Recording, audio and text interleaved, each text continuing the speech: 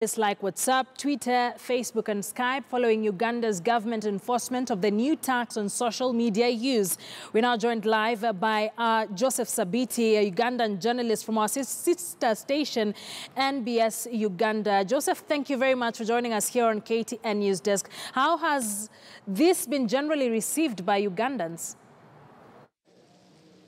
Well, there's widespread frustration, Akisa, across the country. A lot of Ugandans are still disappointed that their members of parliament could actually approve such a piece of legislation. The interesting bit is that this morning I spoke to about 5 members of parliament, and they even did not know the procedures to be used to pay that tax. And so even within the parliament of Uganda, there was a blackout on Sunday morning. And so even the people who passed the tax seem not to understand how to go about it. It's definitely something that many are calling a very retrogressive, step in the legislative processes in this country. Legislators who passed this particular piece of bill or law didn't really understand what it would mean for Ugandans and themselves in general?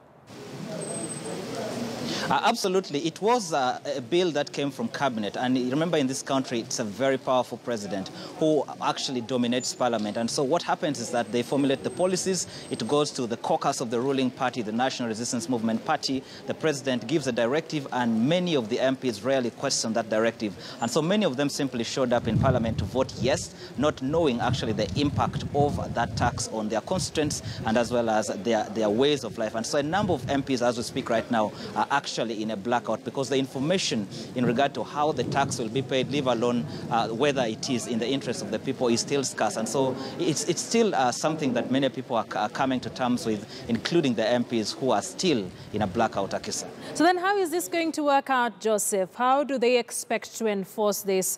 And would you say that many Ugandans are offline now due to this new tax order?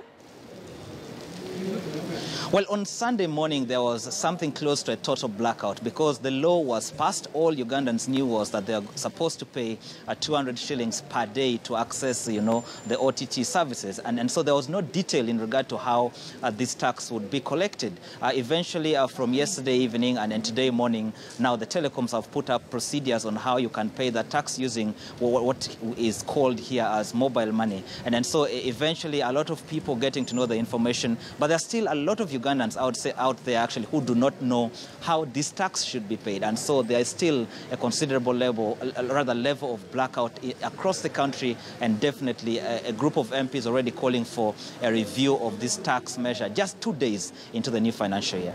So then, but those who are big on social media platforms, WhatsApp, Twitter, Facebook, you name it, how do they describe being taxed every day to be able to access these platforms? From the people I've been able to talk to from across, the spheres of life, it's quite frustrating.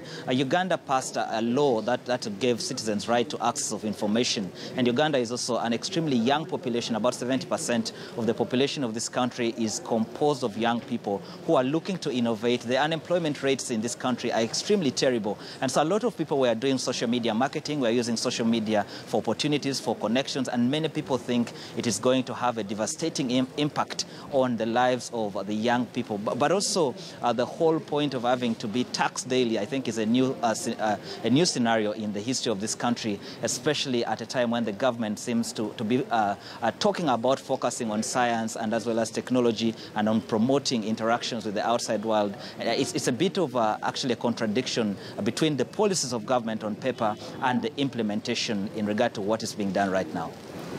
Joseph, thank you for that update. Joseph Sabiti, a Ugandan journalist with NBS Uganda, our sister station, just speaking to us about how the new order to tax